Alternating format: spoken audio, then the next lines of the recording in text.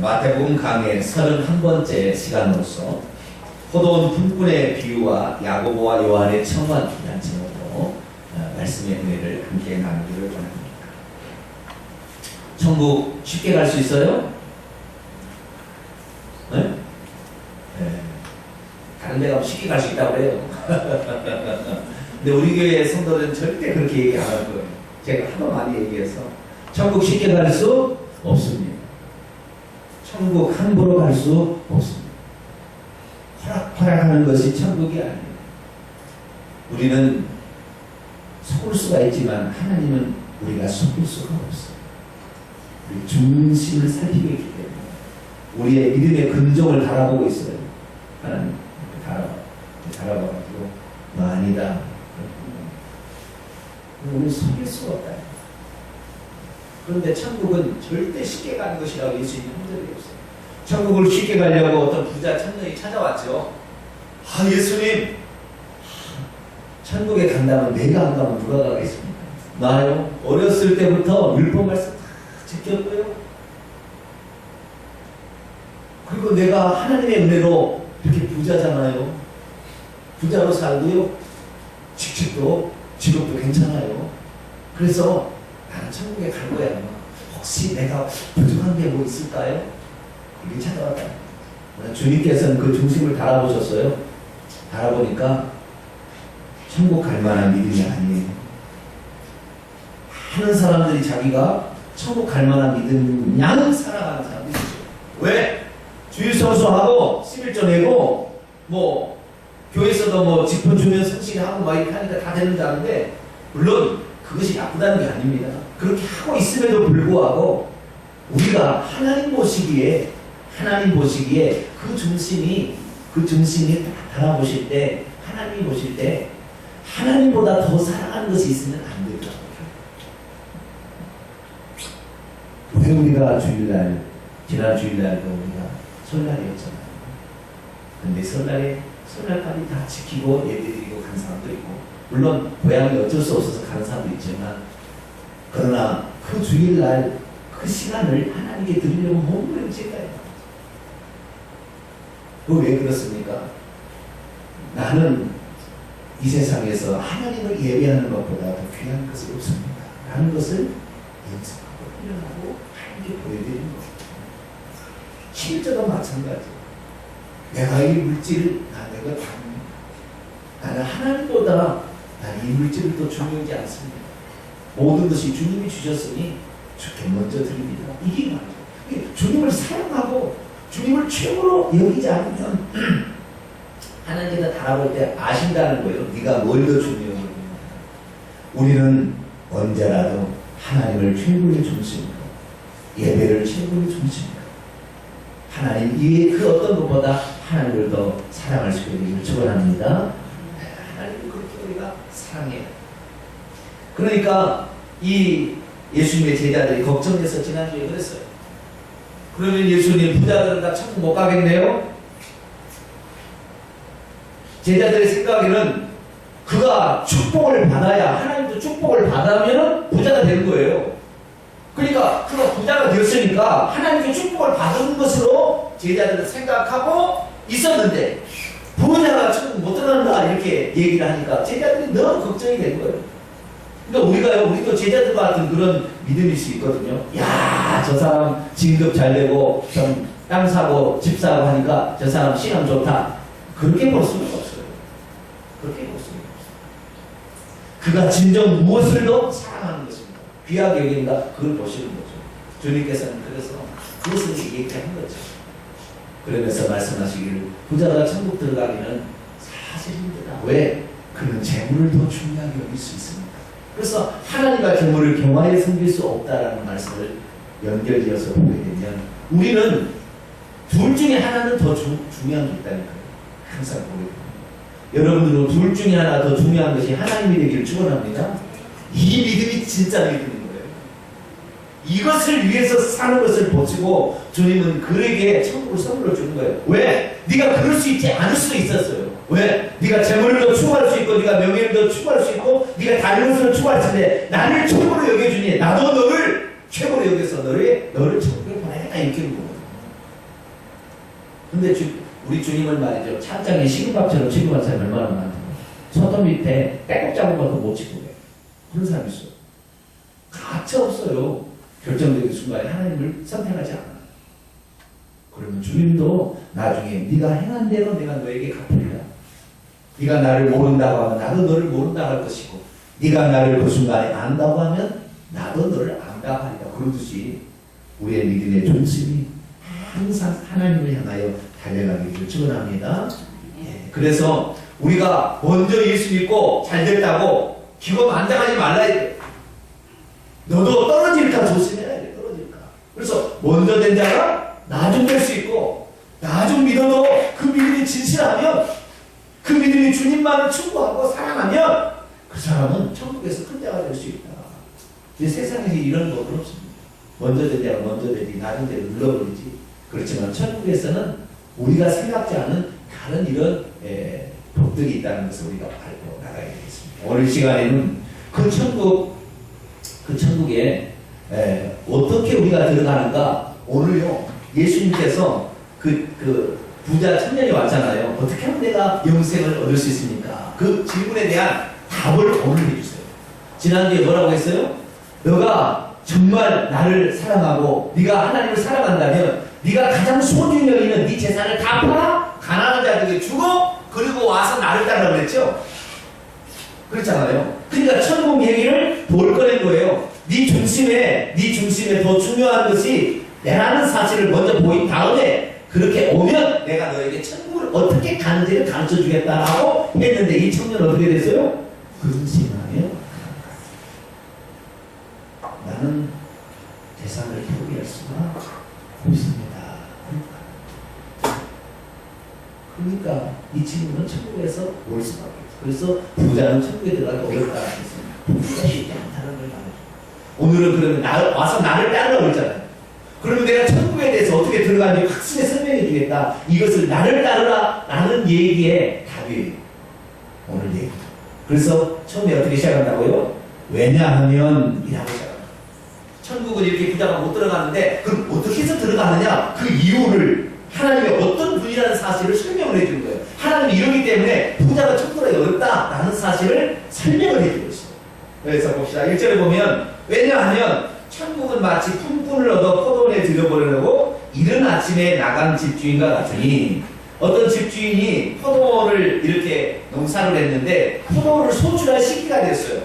이게 자기 집에 있는 종만 가지고 소출이 너무 많으니까 자기 집에 있는 종만 가지고 소출을 하다가는 나중에 값은 떨어질 것 같아요. 그래서 그 소출을 해야 돼서 일꾼이 필요했습니다. 그래서 노동자가 필요한 거죠. 품꾼이 필요한 거죠. 그래서 이른 아침에 저기 성남에 가면은 인력시장이라고 있어요. 여기는 동탄에 있는지 모르겠는데 병점이 있다는 얘기가 들어봤어요. 병점이 있다는 인력시장이. 그래서 새벽에 가서 봉고차로 실어가요. 대기하고 있습니다. 실어가지고 일을 시키고. 그러니까 그 하루 일당이에요. 그 사람은 고용직은 아니고 하루 일당을 하는 이런 사람들이 품꾼입니다. 그래서 하루 일하고 하루에 돈을 받아가는 것, 이것을 품꾼이라고 하는데, 그래서 그 품꾼을 기용해서 그 포도원을 소출을 거두기 위해서 어떤 주인이 이른 아침에 시장으로 간 거예요. 그래서 그때 이른 아침에 가게 됐는데 그 이른 아침에 쳐다보니까 누가 괜찮아요? 응? 김나지 집사님 괜찮아요. 건실하고 원인이 잘할 것 같고 너! 이쪽 보니까 김신혜 집사님도 괜찮을 것 같아요. 요즘 체력이 좀 늘었어요. 예전에 체력이 좀 떨어졌는데 이제 보니까 잘할 것 같아요. 너 권사님은 나이가 좀 많아가지고 좀 예를 들어 그런다는 거예요. 그래도 건실하고 일 잘하는 것 같은 사람 있잖아요. 그런 사람들만을 뽑아가지고 포도원에 들여보냈어요. 그리고 뭐라고 했느냐? 여러분들은 하루 일당을 드릴 테니까 우리 포도원에서 일하시오. 아이고 써주시고 하면 감사합니다. 그래서 그 사람들이 그 일당을 약속을 하고 포도원에 들어 이른 아침. 이 이른 아침을 학자들은 6시라고 여깁니다. 왜냐하면 이스라엘의 하루의 노동 시간은 12시간을 일하는 거예요. 몇 시간? 우리나라 지금 몇 시간인지 하는가? 8시간 근무하죠? 더 근무하면 무슨 더 뭘 줘야 돼요? 근데 당시 이스라엘 나라는 어떻게 하루를 계산하냐면 해가 떠서 해가 질 때까지. 그게 일하는 시간이에요. 아시겠죠? 그러니까 밤에는 쉬고 낮에는 일하고 이게 된 거예요. 그러니까 아침에 해가 뜨는 시간 6시, 그 다음에 밤에 이제 시작되는 6시. 6시에서 6시까지가 하루의 시간이에요. 그러니까 이른 아침에 나가서 새벽 시장 5시에 나가서 탁탁 와서 6시 되니까 그들을 데려다가 집어넣은 거예요. 아시겠죠? 그래서 이렇게 들어갔어요. 그런데 이 주인이 말이죠. 포도원에 일꾼이 더 필요한지 안 필요한지는 잘 모르겠지만 이 주인이 이른 아침에 그 사람들을 데리고 와서 넣어놓고 다시 3시에 또 나와봤어요. 자, 봐봐요. 3절에 보니까 또 3시. 그러니까 이것은 3시라는 것은 우리나라로 계산하면 그러니까 6시간을 보태면 돼요. 오전 9시. 오전 9시에 나가보니 장터에 놀고서, 여기 놀고라는 말이 번역을 좀 무리하게 한 번역은 놀고가 아니라 일이 없어. 뭐라고요? 일이 없어서 놀고 서 있는 게 아니라 자기 놀고 서 있는 게 아니라 일감을 찾지 못했어. 아시겠죠? 일감을 얻지 못해서 일이 없어 장터에 서 있었어요. 시장에 또 있었어요. 그래서 이 주인이 나가지고요 3시에 나가보니 9시에 나가보니 그런 사람이 있더라는 거죠. 그래서 당신도 우리 집에 포도원에 들어가서 일하면 당신에게 일한 만큼 내가 상당하게, 다시 말해서 그걸 공정하게, 적당하게, 적절하게 품삯을 줄 테니까 당신도 일하겠어. 그러니까 그러나 마나요 하고 들어갔다 이 말이에요. 오전 9시. 이 사람은 이 일감을 놓칠 뻔했는데 그래도 끝까지 서 있어서 괜찮았어요. 그런데 주인이 말이죠. 이 주인은 좀 희한한 주인이에요. 왜 이 희한한 주인이라고 하냐면 오전 9시 일감 딱 할 사람 그 사람 뽑아서 아침에 6시에 와서 일감을 뽑을 때 적게 뽑아갔어요. 그날 필요한 일당을 다 뽑아가겠어요. 그날 필요한 사람을 내가 9명이 필요하다고 9명을 이슈라치 일하면서 뽑아가야지 나중에 뽑아갈 이유가 없다니까요. 근데 이 주인은 말이죠. 오게 되면서부터 무슨 생각을 했는지 아이고 저놈들은 안 뽑히면 나중에 어떻게 될까.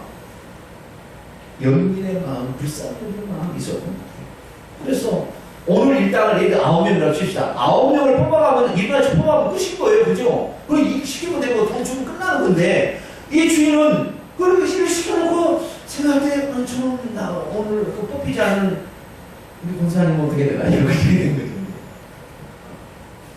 건실한 사람은 들어왔는데 건실하지 않은 사람은 어떻게 그래서 혹시 저 사람 다른 사람을 데려갔을까 안 데려갔을까 궁금하잖아요. 데려가야 되는데 그래야 그 사람 10천자씩 명이 살 거 아니에요. 그날 그 사람 데려간다고 안 데려가 거기 있다는 거예요. 그러니까 너도 우리 포도원에 들어갈래? 내가 적절하게 줄게. 그러나 마나 그런 거 들어갔어요. 근데 또 이렇게 그렇게 해서 몇 사람을 데려왔네요? 그런데 또 마음이 또 더 우리 어머니 이제 나이가 이제 복상 이제 나이가 이제 들어가지고 그 이상에 일을 더 못할 사람들이 거기 있었어. 그래서 저 사람이 데려갔나 걱정이 되는 거예요. 그러니까 또 12시에 나와봤어요. 12시에. 그래도 있네요. 12시에서 되는 걸 봤어요. 그게 바로 6시요. 그 다음에 9시. 오후 3시로 가봐서 또 그와 같이 하고, 그 다음에 6절에 보니까 11시, 오후 5시에요. 오후 5시에 들어온 사람은 얼마나 일해야 돼요? 그러면 1시간 일밖에 못 하잖아요. 오후 5시가 되면 그날 일할 거 다 이미 끝나버렸을 거예요. 아니면은 아직도 많이 남아있을까요? 그게 끝나고 있죠. 이제 뒤에 좀 마무리 짓고 좀 이렇게 청소하고 이럴 시간이가 있는 거죠. 그 시간인데도 오후 5시에 가서도 사람이 안 뽑혀가지고 있는 사람을 데려가가지고 너 우리 포도원에서 일하라. 그런데 그때 물어볼 때 뭐라고 했느냐? 왜 당신들은 아직까지 여기 남아있어? 물어봤어. 그랬더니 애간장은 여기는 말을 합니다. 7절에 보세요. 이르되 우리를 품꾼으로 쓰는, 이 품꾼으로 쓴다는 말의 원문은 고용하여 주는, 아시겠죠? 우리를 고용하여 주는 이가 없기 때문입니다. 우리를 써주는 이가 없기 때문입니다. 그렇게 얘기합니다.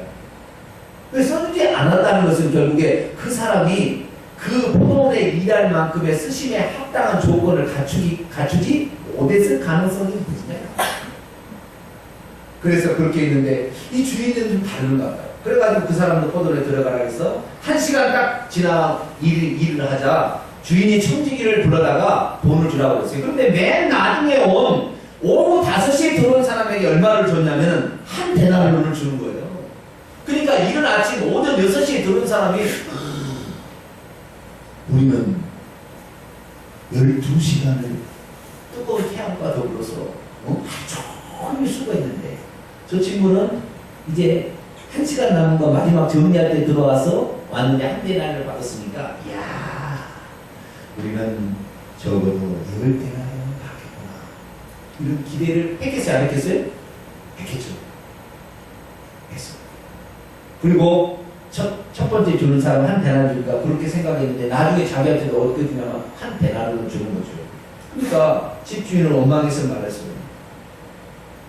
주인 나중에 이 사람은 1시간밖에 일하지 아니하 있는데 종일 수고하고 더위를 견딘 우리와 같게 하시면 불공평하지 않습니까?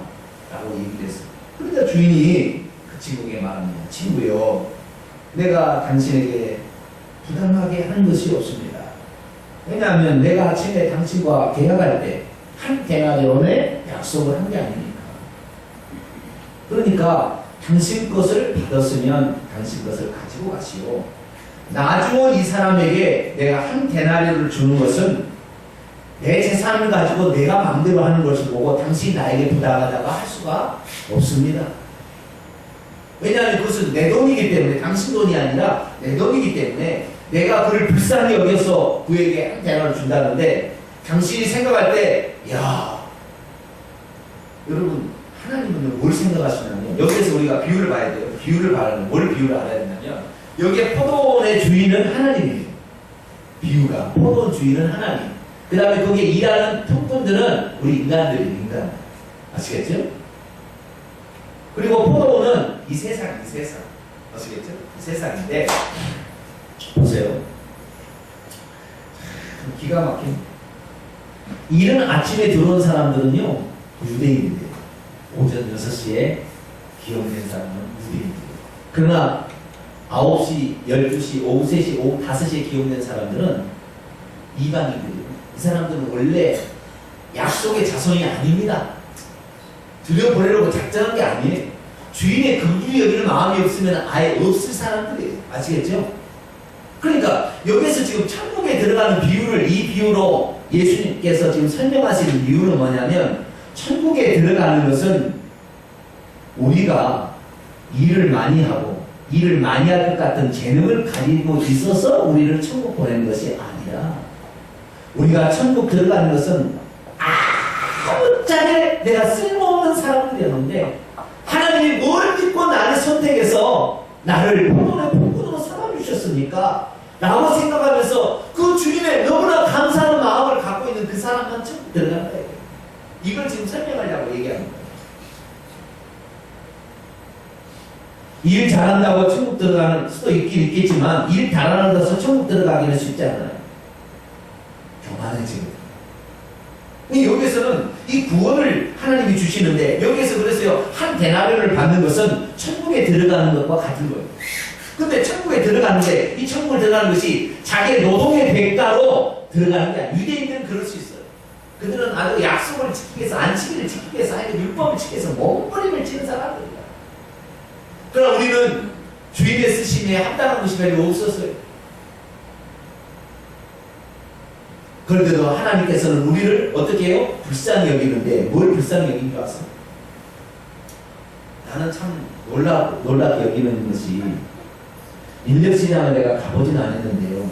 인력시장 아침에 이렇게 오전 6시에 데려가고 말이죠. 그 다음에 안 데려가면 12시 정도까지는 기다리지 않을까 싶어요. 사람들이 자기가 안 뽑히면.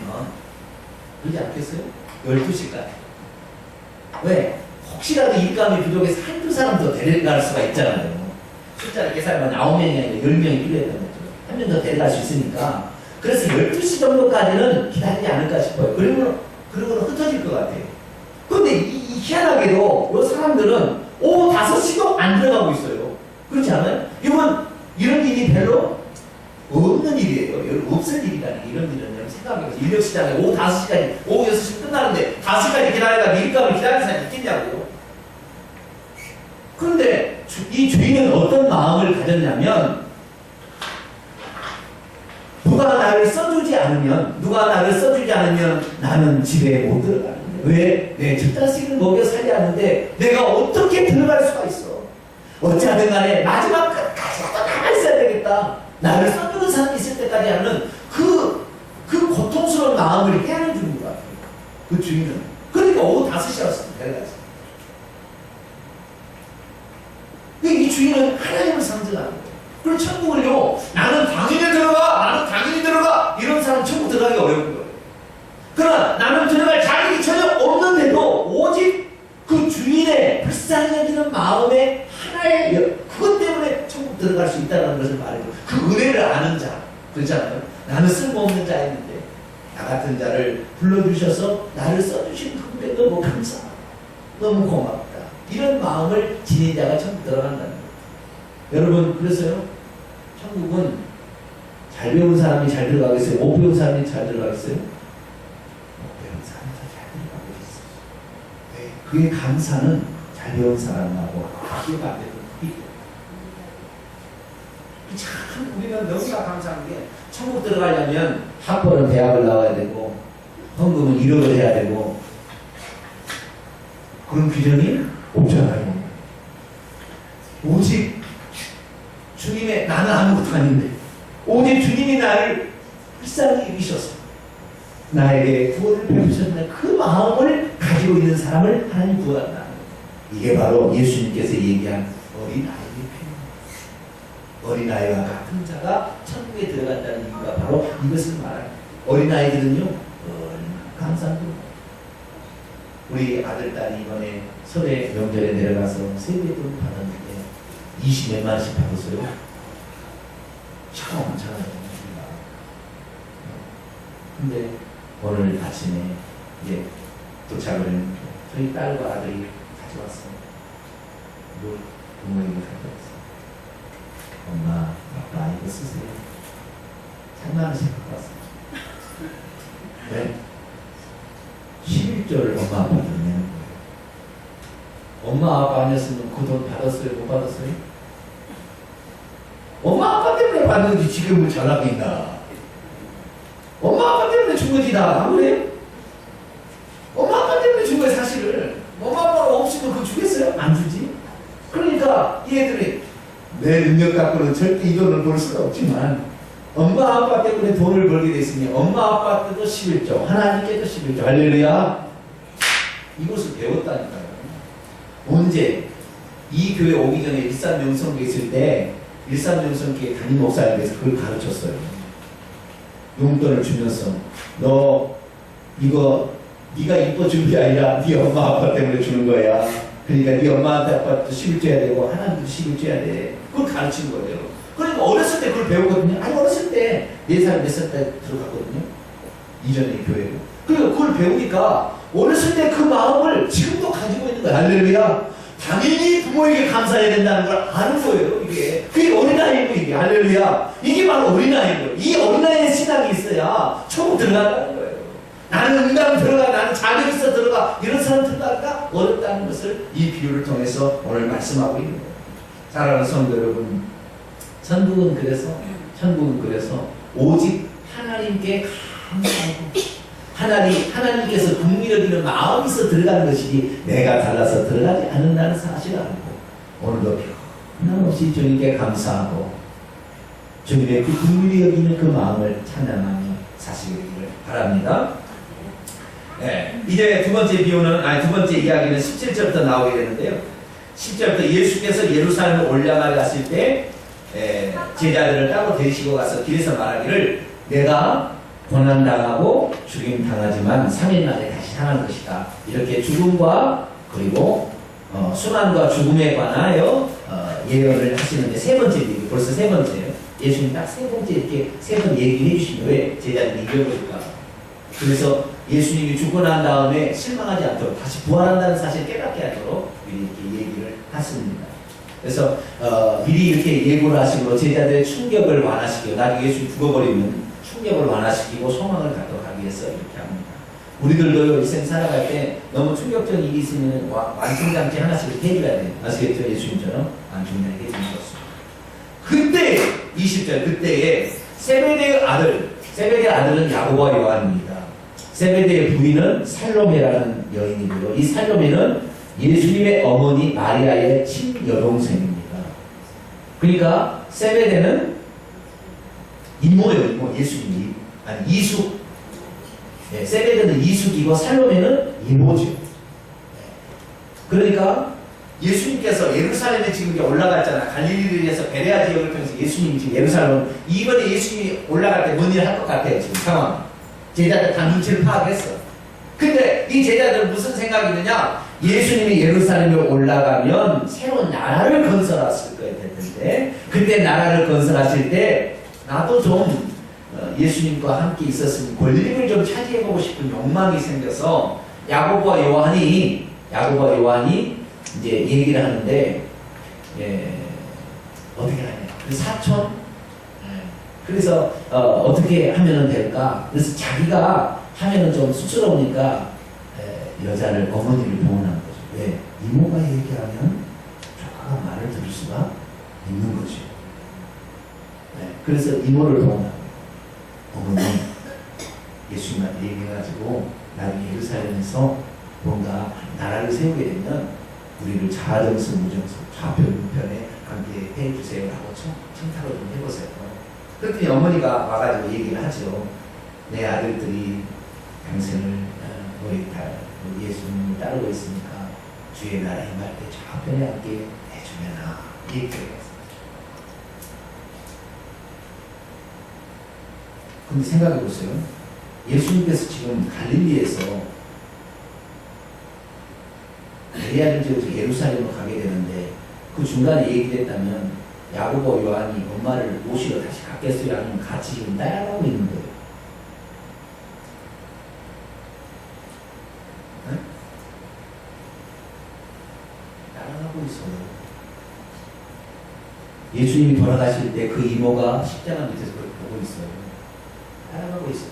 다시 말해서 예수님이 가실 때 예수님의 어머니 지금 같이 가고 있어요. 여자들이 따라가고 있습니다. 그런 상황. 어쨌든 이 야고보와 요한은 상당한 든든한 백이 있었죠. 오늘 저를 움직이려면 저희 어머니가 오늘 오셨는데 저희 어머니를 움직이시면 저를 움직이기가 조금 편할 수도 있어요. 그러지 않겠어요? 그런 생각을? 네? 제가 뭐 그렇게 따라가겠습니까? 말을 어쨌든 그럴 가능성은 상당히 있는 거죠. 그래서 그렇게 했더니 주님께서 말씀하시기를 영적 무지를 책망하십니다. 어떻게 책망하시느냐? 22절에 보니까 예수께서 대답하여 이르시되 너희가 구하는 것. 여기서 예수님의 이모가 와서 얘기했는데 너희라고 대답한 것은 예수님의 이모가 청탁한 거예요? 아니면 야고보와 요한이 같이 청탁한 거예요? 같이 했다는 걸 말해준 거잖아요. 그죠? 너희는 얘기하는 것은. 네? 너희는, 여기 마태복음에는 예수님의 이모가 부탁한 걸로 되어 있지만 마가복음이나 누가복음에는 야고보 요한이 부탁한 걸로 되어 있다. 여기. 그러니까 이거 예수 이모가 한 것 같아요. 그러나 사실은 야고보와 요한이 한 거죠. 네. 그래서 너희가 요청하는 것을 잘 알지 못하는구나. 내가 마시려는 잔을 너희가 마실 수 있느냐? 마가복음에는 내가 마시려는 잔을 마실 수 있으며 내가 받는 세례를 받을 수 있느냐? 잔과 세례를 동시에 얘기합니다. 마태복음 세례는 빠져있어요. 어쨌든 잔과 세례 받을 수 있냐? 그랬더니 그거 할 수 있대. 근데 여기 잔이 뭐예요? 무슨 잔일까요? 왜? 예수님께서 겟세마네 동산에서 기도하잖아요. 아버지여, 이 잔을 내게서 지나가게 하옵소서. 이 잔을 내가 마시기가 쉽지 않습니다. 그런데 이 잔을 내가 마셔야 된다면 아버지여, 주의 뜻대로 되기를 원합니다. 그 잔에 대해서 얘기했다고. 그 잔이라는 건 뭐냐면 그런 게 순환과 죽음이에요. 그렇잖아요? 이 잔에는 순환이 이게 피잖아요, 피. 이 잔에 속에 포도주가 있는데 피잖아요, 피. 그래서 이 잔이라는 의미는 축복의 잔이라는 의미도 있지만 피해, 고난이, 고통이, 십자가. 그래서 이 잔을 너희가 마실 수 있느냐? 그랬더니 그 잔에 대해서 별로 중요하게 여기지 않았어요. 야고보와 요한이. 할 수 있죠. 그 잔의 끝은 결국 죽는 거거든요. 세례라는 것은 죽는 겁니다. 그래서 옛사람이 죽고 새 사람이 다시 사는 거예요. 세례. 물속에 포담 잠겨서 옛사람이 죽고 다시 새 사람이 사는 잔. 그래서 고난의 잔, 죽음의 세례입니다. 근데 잔만 얘기해도 이 고난과 수완과 죽음은 같이 연결되기 때문에 마태복음에서는 잔까지 세까지 얘기하지 않았습니다. 근데 어쨌든 이 고난과 죽음, 나를 위하여 너희가 고난을 받을 수가 있느냐? 나를 위해서 너희 목숨까지 버려야 될 날이 올 수도 있을 텐데 그럴 수 있느냐라고 물어봤어요. 그래야 좌우편에 앉을 수고 가능성이 있습니다. 물어봤어요. 그랬더니 할 수 있다고 그랬어요.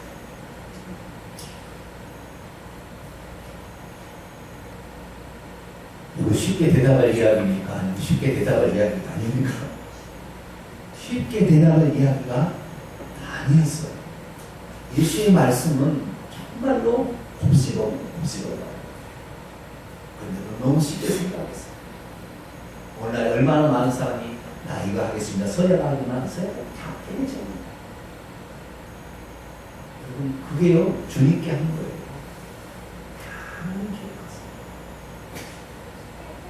부인과 남편도 내가 남편을 당신을 평생의 나의 반려대로 모시고 살면 핍박하고 힘들게 떨려. 주님 앞에 이렇게 해서 나는 이렇게 섬기겠습니다. 그러나 그 대가가 얼마나 큰지 아십니까? 자, 야고보와 요한이라고 했죠? 예부터 그 후의 삶을 되돌아봅시다. 그거 한다고 했잖아요, 둘이가. 그렇잖아요? 그 후에 어떻게 일이 벌어진 줄 아세요? 자, 예수님께서 십자가에 고난 받으실 때 야고보, 요한 누가 그 앞에 있었습니까? 요한이 있었죠. 요한이 있어요. 그 앞에. 그 고난의 순간에 예수님이 가장 고통스러울 때 요한이 거기 있었기 때문에 주님께서 어머니에게 말하기를 아니 그 요한에게 막 너의 어머니다 이제 내가 잘 모시지 못하니 네가 내 아들 노릇을 해라 라고 얘기 그때 해주잖아요. 요한이 있었어요. 근데 야고보 있었어요? 없었어요? 그 고난의 순간에 없었잖아요. 사도행전 12장에 가면 12제자 중에 가장 먼저 야고보가 숨겨잖아요. 죽습니다. 왜? 한다고 했잖아요. 근데 안 했잖아요. 함부로 얘기할 게 아니었어요. 얘기했으면 지켜야 되는 거예요. 목숨처럼. 그런데 야고보는 그렇게 못했어요. 물론 그는 회개했겠죠. 그러나 헤롯 왕이 예수님의 제자들을 핍박할 때 맨 처음에 야고보 데다가 목을 잘라서 죽였어요. 예수님 제자들 최초의 순교자가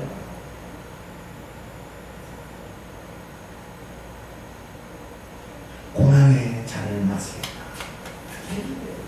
고난의 잔을 마시고 그러니 진짜 고난의 잔을 단순히 마셨어요.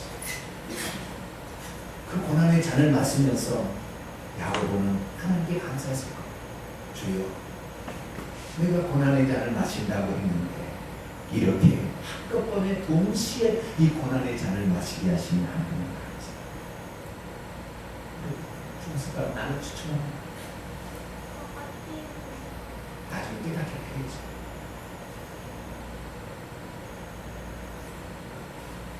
근데 주님께서 뭐라고 하냐? 천국에 가서 좌우편에 앉는 것은 기본적으로 우선 뭐가 돼야 되느냐? 잔과 세례를 받을 수 있어야 된다. 이게 기본이에요. 기본. 요래야만이 좌우편에 앉는다는 것은 천국에 들어가서도 큰 자가 있고 작은 자가 있다고 했잖아요. 그죠? 천국에 들어가는 것은 전부 은혜로 들어가는 거예요. 주인이 불쌍히 여기는 것 때문에 들어가는 거거든요. 그걸 아는 자, 그 은혜를 아는 자만 들어가는 거예요.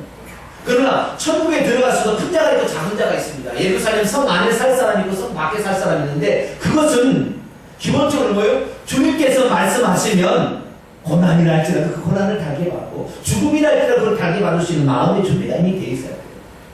그것뿐만이 아니라 하나 더 있어요. 23절에 보니까 이르시되 너희가 과연 내 잔을 마실 것이지만 이 마셨어요. 나중에 내 좌우편에 앉는 것은 내가 주는 것이 아니라 내 아버지께서 누구를 위하여 얘기하셨든지 그들이 얻을 것이다. 다시 말해서 아버지께서 주시는 것이지 예수님이 주는 건 아니라는 거예요. 아버지는 어떤 분이냐? 달아보시는 분.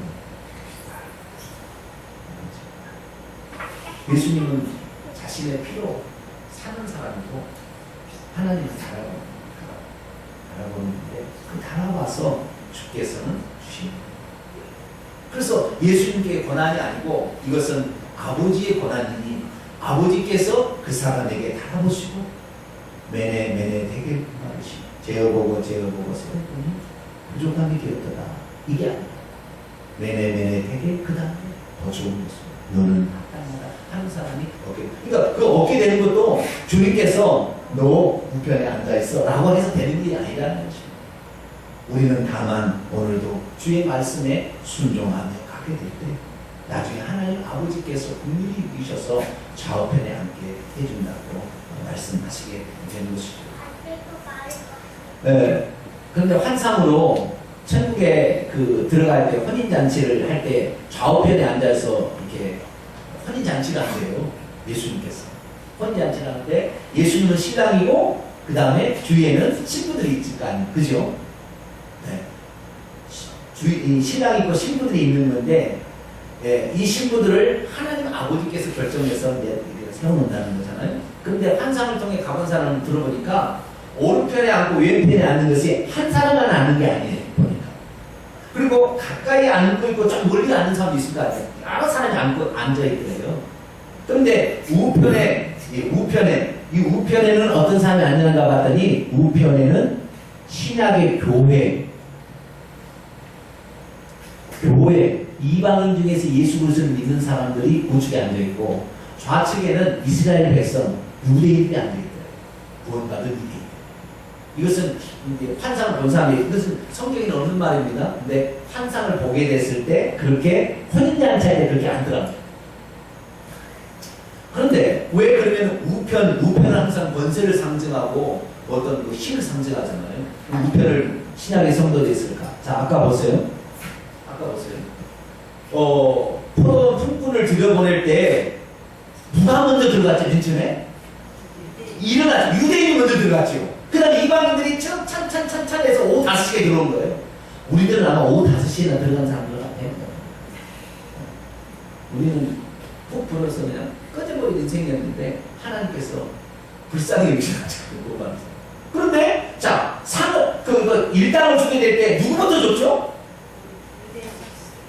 네? 제일 나은 할렐루야. 제일 나중에 온 사람도 줬어요. 제일 나중에 온 사람 한 대를 주니까 이같이 온 사람이 나는 더 받을 걸 생각했던 거잖아요. 나중에 온 사람부터 주라고 설계되어 있다고. 그건 뭡니까? 보상이 먼저요. 나중에 온 사람보다 먼저 이방인들이 먼저 하늘나라의 혼인잔치에 더 중요한 역할을 감당하는 거예요. 유대인들 우리는 부러워하지만 유대인들은 그 씨앗을 넣은 것이고 그 씨앗을 뿌리는 것이고 예수님이 육체를 낳기 위한 통로로 사용하신 거예요. 여자의 후손을 낳기 위한 통로로 사용하는 것이 진짜는 핵심은요 우리들이거든요. 그런데 이 우리들이지만 우리는 오후 5시에 들어왔는데도 주님께서는 우리를 내 것을 가지고 내 뜻대로 하는 것이 아니라 하시면서 그 오후 5시에 들어온 사람을 귀하게 보셨어요. 왜? 그동안에 그 뽑히지 못한 그 고통과 아픔과 서름을 우리 주님은 너무나 잘 아신다.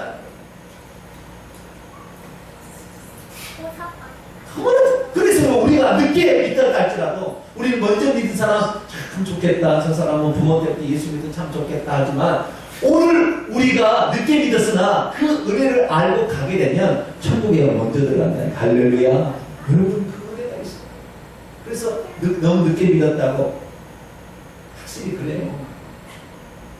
조상 때부터 믿어 3대가 믿으면 순탄한 생활이 되는 거예요.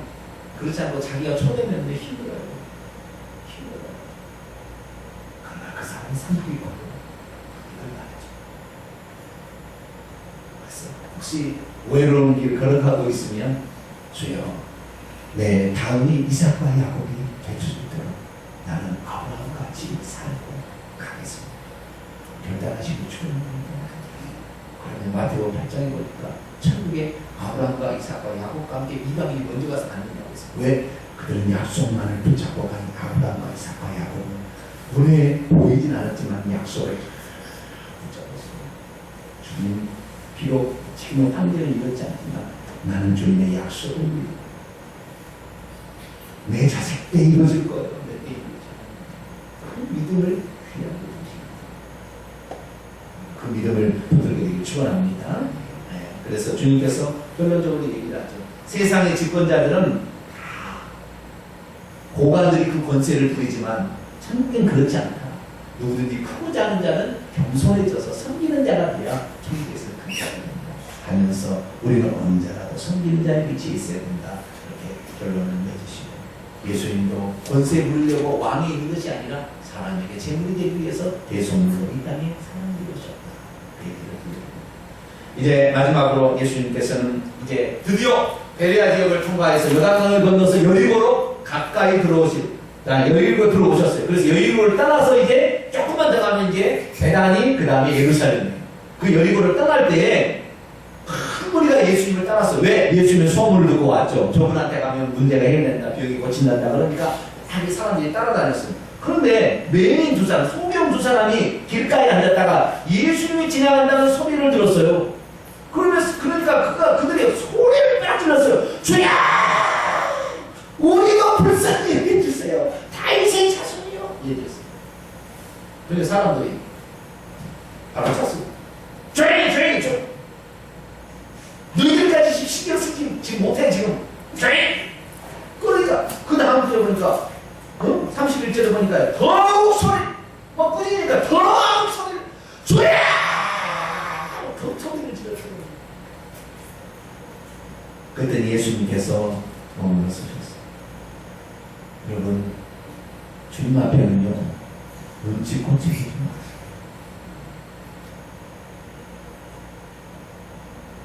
주님을 붙들어야 돼요. 주님의 발걸음을 서게 해야 돼요. 오늘날 얼마나 많은 그리스도인들이 주님 쓸데면 쓰고요, 말 때는 마세요, 그냥 갈 때는 가세요. 요걸 신앙생활을 하니까 주님이 지나가세요. 주님이 내 문제에 멈출 수 있도록, 내 집안에 들어와서서 문제를 해결해 주시도록 멈출 수 있도록, 그건 강력합니다. 주님께서 이들의 부르짖음을 들을 때 멈출 수 있었던 것은 주님에 대한 신앙 고백이 탁월했습니다. 주님한테 뭐라고 불렀어요? 두 가지로 불렀죠. 뭐라고? 하나는 주여 불렀죠. 내 생명의 주라고 불렀고, 주인이라고 불렀고, 또 하나는 다윗의 자손. 다윗의 자손은 메시아의 약속의 구약의 전 이스라엘 민족의 오랫동안 가져온 전통이에요. 다시 오실 메시아는 사무엘하 7장에 보면 다윗의 아들로 온다, 다윗의 자손으로 온다고 이미 예언되어 있었기 때문에 이 맹인이었지만, 그들이 맹인이었지만 메시아에 대해서 아주 간곡히 기다리고 있는 사람들이었고, 그분이 예수님이 바로 당신이 메시아입니다라고 고백을 드렸고, 나는 당신이 주인으로, 아니 나는 당신의 처우를 바랄 뿐입니다라고 정확한 신앙 고백을 했고, 그리고 뭐 했어요? 앞에 우리가 봤죠. 하나님 우리를 구원시키는 유일한 것은 그분의 불쌍히 여기는 마음 때문에 우리가 구원받았죠. 그잖아요.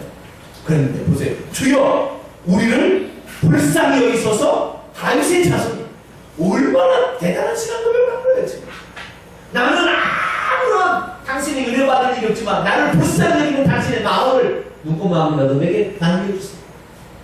그런 마음으로 주님을 불렀어요. 그리고 사람들 눈치 보지 않았어요. 정말 간절히 붙들었더니 주님이 머물러 섰습니다. 그리고 그들에게 물어봅니다. 주님은 꼭 물어보세요. 내가 너희에게 무엇하여 주기를 원하느냐. 여러분이 만약에 그 지나가는 소경이었다 한다면, 여러분이 아니라 보통 사람이었다면 뭐라고 했어요? 뭐라고 했어요? 눈뜨기를 원합니다라고 고백하게, 그걸 해달라고 하겠어요? 한 푼 주시오 하겠어요? 한 푼 주시오예요? 근데 이들이 한 푼 주시오라고 하지 않았던 이유는 뭐냐면, 그분에 대해서 익히, 자, 소경은 눈을 볼 수 있어요, 없어요? 못 봅니다. 귀는 들려요, 안 들려요? 들립니다. 그러면 그동안에 예수님께서 3년 반 동안 공생애하는 이야기를 들었겠어요, 안 들었겠어요? 들었죠. 예루살렘을 아니 여리고를 떠나가는 그 성문 앞에 있으면서 들고 나간 사람들이 항상 뭐 달라고 했을 때 그들이 지나가는 이야기를 들었겠죠. 들으면서 소망을 품었어요. 우리도 예수님 만나면 되겠다는 거죠. 이 적선, 이 거지 생활을 청산하겠다는 거죠. 남에게 구원하는 생활을 이제 청산할 수 있는 기회가 생기겠다는 걸 들은 거예요. 많은 사람들이 예수님을 한 푼 주시오라고 생각하기 때문에 주님은 뭐만 그분에 대한 확실한 것, 그분은 나의 인생 전체를 바꿀 수 있는 분이다. 할렐루야. 그렇게 믿어야 돼. 그래야 여러분 인생도 바뀌는 거예요. 단지 돈 좀 금덩이 하나 더 안겨주는 그런 분으로 믿는 게 아니라 나의 인생 전체를 바꿀 수 있는 분이라고 된 거예요. 그러나 주님께서는 그랬어요. 네 소원이 뭐냐고 저한테 물어봤어요. 우리 소원은 눈을 뜨는 것입니다. 우리는 적성을 바꾸는 게 아닙니다. 당신은 하나님의 아들이기 때문에 그 일을 내게 할 수 있는 분입니다. 주님이란 바른 믿음을 그러니까 주님께서요 그 믿음에 그만큼 올라와 있잖아요. 그리고 그들이 또 그렇게 하기를 원합니다니까요. 그들의 굳은 소문이 이 정도 있어요. 소문이 예수님에 대한 소문이 이 정도 갖고 있어요. 근데 예수님이 진짜 지나간다는 얘기를 해서 한 단계 더 올라갔죠. 근데 주님께서 말하기를 너에게 뭔 하였느냐 우리로 눈뜨기로 한 단계 더 올라갔죠. 근데 주님께서 어떻게 했어요? 그러니까 눈 뜨라고 그랬어요. 어땠어요? 그 다음에 안 그랬죠. 그들의 눈을 만지셨어요. 그거 보니까 그들의 눈을 만지셨어요. 그들의 눈을 만지시니까 이 믿음이요 점점 올라 눈을 만지는 순간 확 떨어졌어요. 할렐루야. 여러분 믿음은요 고조됩니다. 올라가는 거예요. 우리가 제대로 믿음을 갖게 되면 점점 올라가는 거예요. 그래가지고요 눈이 떠지는 것이 정상이 되게끔 믿음이 차분하게 되면 눈을 뜨는 거예요. 할렐루야. 그 믿음이 점점 올라간다. 소문을 들었는데 지금 여기 있대요. 여기 지나갔대요. 그래 그걸 놓칠 수가 쫙 꾸지려고 막 가로차 그래 놓치네. 내가 너에게 무엇 해주길 원하느냐. 주님 눈 뜨고 우리 또 반대로 서로 말했어. 믿음이 올라가더니 주님 딱 만지는 순간 이미 다 고쳐져버렸어요. 할렐루야. 이미 다 믿음이 고쳐져버렸다니까. 하나님이 역사하실 때는 반드시 우리의 믿음을 고조시켜서 역사하십니다. 그래서 그 믿음을 통하여 우리 자신을 바꾸시는 거예요. 여러분 때를 따라 하나님이 주시는 소문 기회에 놓치지 마세요. 그걸 붙들어야 하나님 그걸 통해 역사하십니다. 그걸 붙드세요. 우리에게 주시는 기회가 있어요. 이때 안 붙들었다면 예수님 돌아가셔서 이제 기회 없었어요. 마지막 기회였어요. 오늘 우리에게 준 기회는 마지막 기회였어요. 생각하고 오늘 하나님이 내게 주시는 믿음을 요구하는 그 순간에 믿음을 하나님께 내는 것 말입니다. 모두가 다 기적을 체험하는 저와 여러분 되시기를 축원합니다. 기도하겠습니다. 거룩하신 아버지 하나님